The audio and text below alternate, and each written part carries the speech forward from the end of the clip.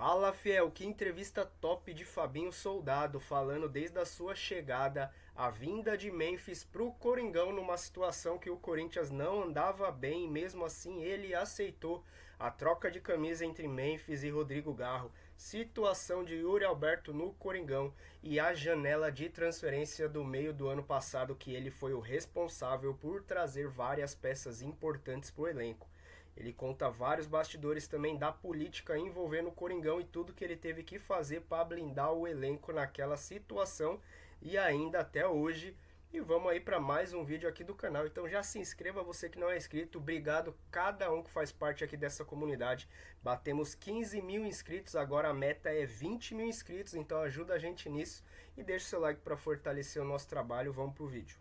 Tana, Kaká, todos eles chegaram. Qual foi o mais difícil de conquistar? Sempre. Mas aquele que você fala, não vai rolar e acabou dando certo.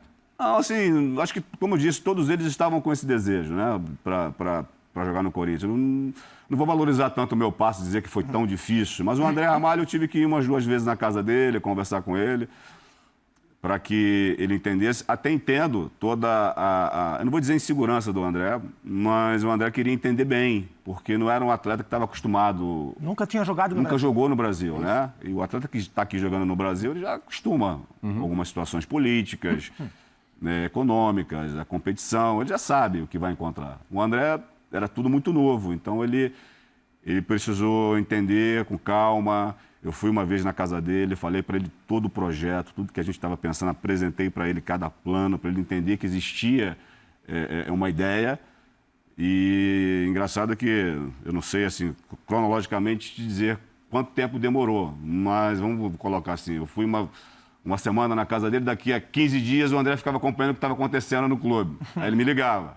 Aí assim, ó, e as coisas foram acontecendo. Então ele viu que, pô, Fabinho, aconteceu aquilo que você falou. Falei, claro, cara, eu estou chegando agora. Nós estamos melhorando os departamentos, o clube está investindo em pessoas, em tecnologia. Então, cada etapa ele foi sentindo confiança para que no final ele tomasse a melhor decisão. Mas tem 2 jogadores que, para mim, são muito importantes nesse processo e que a gente conhece pouco como personalidade, como pessoas. Eu queria que você, como atleta, para além do jogador de bola, que eu queria que você me contasse quem são José Martínez e André Carrijo. Água e vinho. Quem que é a água e quem que é o vinho? Eu digo em personalidade, Sim, né? claro. O André, ele é como estamos falando sobre ele, é um atleta acostumado, a sua formação toda foi na Europa, né? Então, é um atleta que ele busca muito mais os detalhes. Vamos falar sobre isso. O André se preocupa, não que o Martínez não, né? Mas o André se preocupa muito com a estrutura, e tentar entender, né, o ambiente que ele está vivendo, se coloca muito à disposição para ajudar, para colaborar com toda a estrutura do clube. E o Martínez Martínez é aquele sul-americano... Bruto? Não digo não bruto, bruto, mas... não bruto de jogar, mas estado bruto do sul-americano. Mas ele é um atleta mais solto, o André é um pouco mais sério, a gente costuma dizer, né, que é aquele cara mais brincalhão, né, tá sempre brincando com seus companheiros, mas no final de tudo eles se completam, porque mesmo com a sua personalidade, eu digo que nós temos lá 35 atletas, alguns da base também, então cada um... E o encaixe dos dois no time foi muito grande. E cada um tem a sua particularidade, cada um tem a sua forma de pensar, de agir, e a gente tem que entender muito bem esse momento deles para que a gente consiga fazer a abordagem certa. O André foi presente para o Ramon? O André? Carrijo. Foi um pedido especial da comissão técnica? É um jogador que eles já conheciam, né? Já trabalhavam juntos e todas as contratações que chegam no Corinthians, e foi nessa janela, e vai ser sempre, né? É uma coisa que é normal, existe um consenso em todas as partes envolvidas. Mas partiu de um pedido do Ramon? O Ramon conhecia o Carrijo já... Um atleta que... O atleta dele no Al Hilal, né? Um atleta indiscutivelmente, eu já conhecia, eu já tinha feito vários na época, quando eu trabalhava como o gerente de scout, eu já tinha feito vários jogos do Carrijo, já conhecia muito bem. O Carrijo sempre teve no hot list nosso, acho que qualquer clube brasileiro, eu posso falar que certamente o nome dele sempre esteve presente ali por ali. Quando o Ramon falou do Carrídio, acionou, né? Aquela luzinha, a gente aciona lá o departamento de scout, que hoje foi muito bem reformulado, bem conduzido pelo Renan, que é um profissional de extrema confiança, aciona o departamento, dá aquela analisada, mesmo sendo um atleta pelo tamanho, né, de seleção, indiscutivelmente, você precisa fazer um mínimo de checagem, entender aonde está jogando, entender como é que foi as suas em relação à lesão, aquilo que envolve o jogador, para que a gente, na hora da contratação, tenha certeza. O Carrídio foi isso, foi uma indicação do Ramon, um entendimento da parte de scout, um entendimento meu, e até que você aciona o departamento financeiro, o jurídico, para que a contratação ela finalize. O treinador também tem os seus questionamentos e aquilo que ele consegue colaborar também com a minha função. Então, é uma troca super positiva para que, no final de tudo, a gente consiga entregar o melhor. Então, eu consigo fazer isso com o Ramon, com o Emiliano. Eles entendem muito bem a estrutura. O treinador de futebol, não só hoje, mas, né, claro, sempre foi assim. Hoje também, ele precisa trabalhar com a estrutura do clube. Ele precisa entender que existe um processo importante que precisa passar por isso. Tem que ser um parceiro. Tem que ser um parceiro do clube. E é claro que no final, sim, a gente sabe, ele vai ser avaliado pelo resultado, ok, mas a minha avaliação Naquele interna... momento de corda bamba do Ramon no ano passado. Mas eu preciso... deixa só, senão eu perco... Mas a minha avaliação interna, que vai passar também por essa pergunta, a minha avaliação interna do treinador, ela não vai somente se ele está ganhando ou se está perdendo.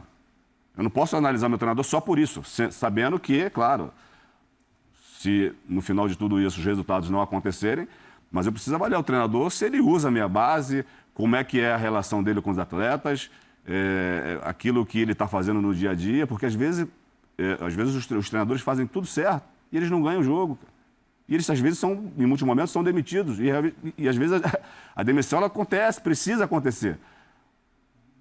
Mas a gente precisa entender, entretanto, que se o treinador ele consegue trabalhar com a estrutura do clube, se ele está no dia a dia, você está vendo a forma que ele está elaborando seus treinamentos, a forma que ele está passando as informações, se está sendo muito clara para os atletas. Se você não está conseguindo resultado naquele momento, por que não o dirigente, né, as pessoas que trabalham com futebol, né, os presidentes, ter um pouco mais de paciência para entender que ali na frente o trabalho ele pode deslanchar.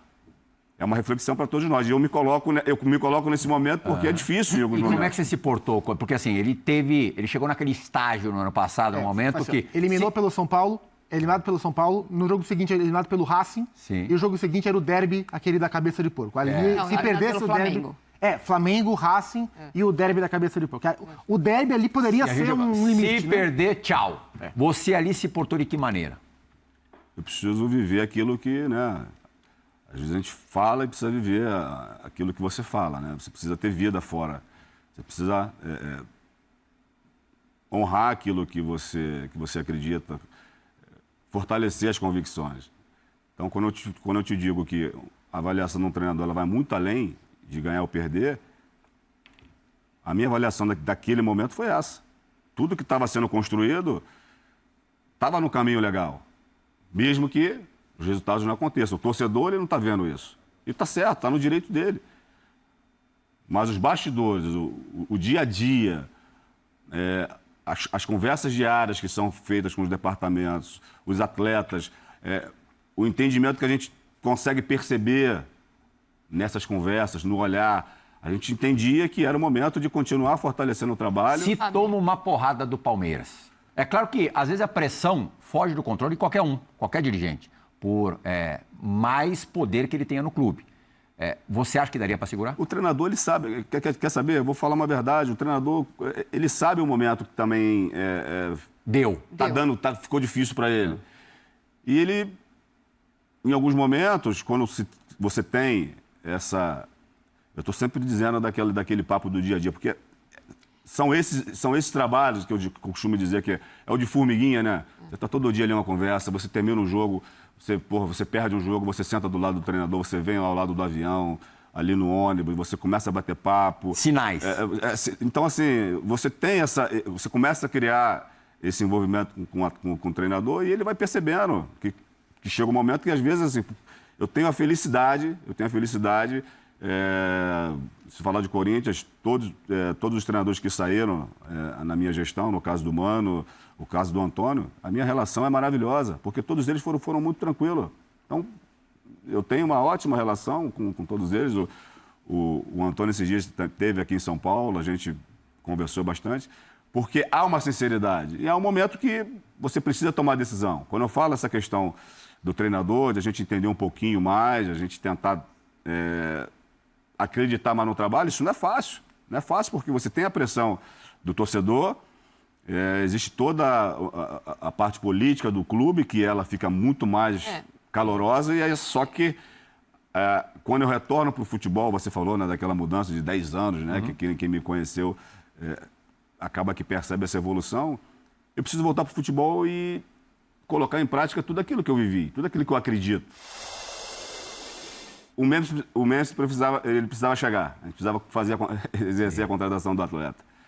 E antes da chegada do Memphis, 6 meses atrás, 8 meses por aí, alguns acertos foram feitos para que acontecesse todo o contrato do Memphis. Então, eu falo com muita tranquilidade. Então, partiu dele, acabou... Memphis, querer ser o 10, ou partiu do Corinthians oferecer essa possibilidade a ele? Não, foi uma questão contratual, né, comercial que ele tinha, e acabou que, naquele momento, para que tudo fosse, né, concretizado, você cede algumas situações. E para que isso acontecesse, né, acabou que tivemos que passar por esse momento, mas de novo, lembra do dia a dia, lembra da conversa, né? Como é que você foi preparando o Garro de que ele perderia a camisa 10? E a 10 para o argentino, especialmente, tem uma simbologia muito grande, né? Mas não tem preparação. Assim, e a entrevista do Garro foi muito legal. Ele foi muito. O Garro é esse cara. O Garro é extraordinário. O Garro muito verdadeiro, sempre muito direto. Desde quando o Garro chegou, aquela conversa da reconstrução de uma equipe, de um clube, foi a mesma com o Garro também. Então ele chega também no momento próximo de todos nós. Ele se envolveu muito com o nosso trabalho naquele início. E o Garro fala sobre isso, né? Quando eu converso com ele, ele fala: pô, Fabinho, tinha dias que eu chegava aqui no CT e via você com o olheiro. Eu falei: você também. A gente estava num momento turbulento da história. E o Garro se envolveu muito com tudo isso. O Garro também era muito preocupado com a estrutura do clube, com aquilo que estava acontecendo com o Corinthians, e ele foi verdadeiro. Não é uma situação que você prepara. Você não prepara ninguém para isso. Só que são decisões que você precisa tomar e conversar. Foi no momento certo? Poderia ser em outro momento? Sinceramente, toda a condução e da forma que finalizou, eu te digo que todos os departamentos trabalharam diretamente para isso. Eu não faço nada sozinho, eu não fiz nada sozinho. A vida é assim, né? Você não consegue chegar em lugar nenhum sozinho. Eu tive tantas pessoas importantes que colaborou, trabalhou nesse momento silencioso do CT. Mas, embora não pareça, o negócio é tão sério, é que vocês tiveram que fazer essa ginástica toda. A campanha, né? De marketing toda. Né? Não é uma troca simples. Não era uma questão fácil de se resolver, né? Não é uma questão fácil de resolver, mas lembra que a gente precisa encarar as dificuldades e encarar os desafios. Então, mas eu queria saber se os dois conversaram. Claro, o Memphis não tem a dúvida. Foi ao Garro antes do clube ou depois do clube? Eles conversaram, o Memphis fez questão de passar a situação para o Garro. O Garro entendeu, é claro que ele falou, ele não esperava isso, né? Mas ele entendeu a situação do clube, ele deu uma entrevista e falou muito bem, fechando esse ciclo da camisa. Ele falou sobre isso. Voltando àquilo que eu estava falando em relação como é que foi tudo isso, todos os departamentos trabalharam para isso, a comissão técnica, o departamento de marketing, o presidente, todo mundo atuou para que... Você chegou a encostar no Memphis ali um pouquinho, mas falei: vem cá, o negócio da camisa 10, não dá para deixar quieto, não dá para deixar cair. De novo, assim, eu sei que é uma situação delicada, parece que foi até muito maior do que se tornou, mas ela foi resolvida. naquele momento tão delicado da história do Corinthians, o Memphis aceitou estar no Corinthians, tem que ressaltar isso. Ele veio junto pra gente. Faz a reconstituição da cena. A tua primeira abordagem ao Memphis, teu primeiro contato com ele, como é que foi? Passando para ele a realidade do clube. Ele se assustou quando te viu? Mas foi presencial ou foi por telefone? Foi presencial. Você apareceu lá? Alguma conversa, claro, por telefone para iniciar, mas entender dele. Na verdade, entender dele, no primeiro momento, se ele realmente estava disposto a isso. A história do Corinthians, aquilo que a gente estava vivendo, todo o envolvimento que nós precisaríamos dele, né, para aquele momento tão difícil da história do campeonato. Ele entendeu que era possível, ele se colocou à disposição para ajudar a tirar o Corinthians daquela situação do Campeonato Brasileiro, não só para isso, para continuar colaborando com a estrutura. É mais um outro atleta também que é totalmente envolvido com a instituição, quer colaborar, está sempre trazendo novas ideias, né? Por ser um jogador europeu. Ele é participativo nesse nível. Muito participativo, por ser um jogador europeu, já trabalhou em outras grandes equipes do futebol mundial. Ele tem sempre alguma novidade e a gente está sempre trocando as informações para, no final, fazer um Corinthians mais forte. Eu queria te perguntar sobre 2 nomes específicos do Corinthians. Um deles, o Yuri Alberto, artilheiro do Brasil no ano passado, que vocês fizeram uma grande força para segurar na temporada. E o Breno Bidon, um jogador que estava disputando agora o Sul-Americano pela seleção de base, é considerado uma joia. E os dois têm grande projeção em mercados muito fortes da Europa, Premier League principalmente. A minha pergunta é, o quão difícil foi segurar esses 2 jogadores em 24? E se você acredita que para 2025, para o meio do ano, vai ser mais difícil ainda, talvez se você considere até impossível de segurar os 2, o que você pensa para esses 2 atletas no mercado do meio do ano? Valeu, Plihal, bom programa para todos. Valeu, João. O tempo urge, 2 minutinhos para você responder sobre esses 2 jogadores. Isso é rápido, João. Obrigado pela pergunta pertinente. Todo o trabalho foi feito em 24. Nós entendíamos que se não tivéssemos feito todas essas ações, a dificuldade seria muito maior. Então, fizemos um investimento na equipe e também entendo que foi um acerto muito grande. Preparamos uma boa equipe para que 25 a gente trabalhasse na estrutura dessa equipe, na manutenção dessa equipe, para que essa temporada, ela, como eu tenho falado, seja uma temporada mais equilibrada. O Yuri Alberto, o Breno Bidon, tantos outros atletas do Corinthians, eles recebem as sondagens. O atleta do Corinthians, ele é muito valorizado. É claro que a cada jogo, a cada campanha importante que a equipe consiga buscar dentro do cenário, essas possibilidades elas aumentam. O Yuri, diversas janelas, tem sempre alguma procura, mas a conversa que nós temos tido é que ele está muito interessado em continuar fazendo a história pelo Corinthians, e a história ela só é concretizada numa equipe do tamanho do Corinthians com título. Então, hoje nós esperamos que ele possa permanecer. O esforço da direção, do presidente, é para que ele permaneça, e o Bidon é uma jovem promessa, tem desenvolvido um ótimo trabalho, tanto não só no Corinthians, mas na seleção brasileira também. É um jogador que tem demonstrado Bidon, interesse. Isso em qualquer clube brasileiro. É o perfil típico do cara que vai embora cedo, né? A gente espera conseguir segurar um pouco mais o Bidon para que ele continue evoluindo.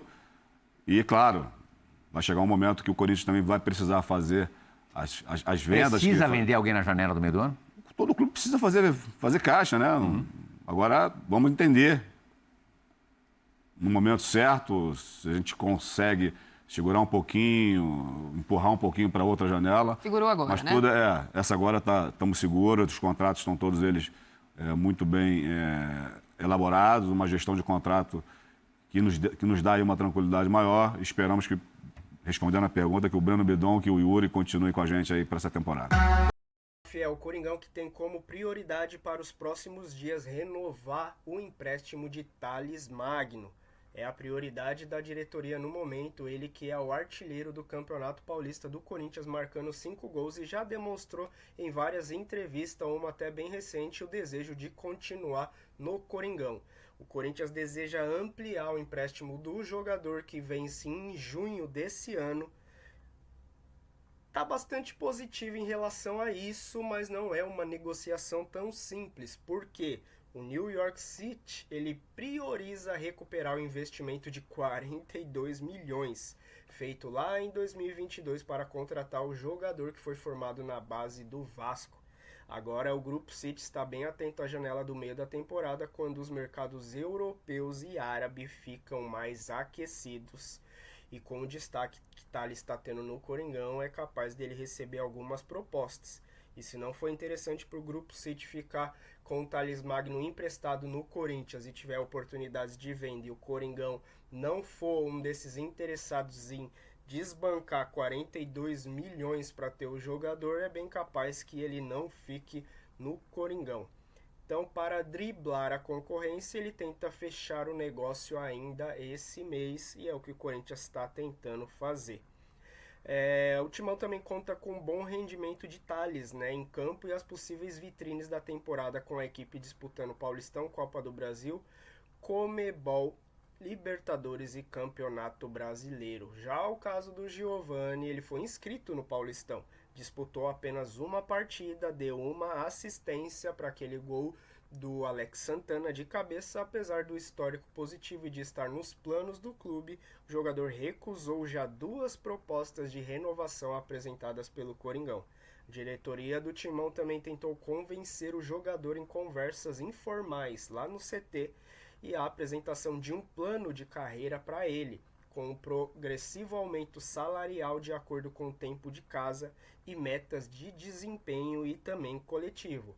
Então, segundo apurou reportagens ligadas ao Timão, chegou o momento que as negociações foram praticamente interrompidas. Uma reviravolta no caso não está descartada, porém o Coringão já encara o adeus como uma questão de tempo. E até por isso o Giovani deixou de ser relacionado novamente pelo técnico Ramon Dias para os jogos do Paulistão. Uma notícia aqui, fiel: Cássio e Fagner foram eliminados. Cruzeiro passando vergonha, um time milionário com vários ídolos de Flamengo, de Palmeiras, de Corinthians, acaba caindo na semifinal para o América Mineiro.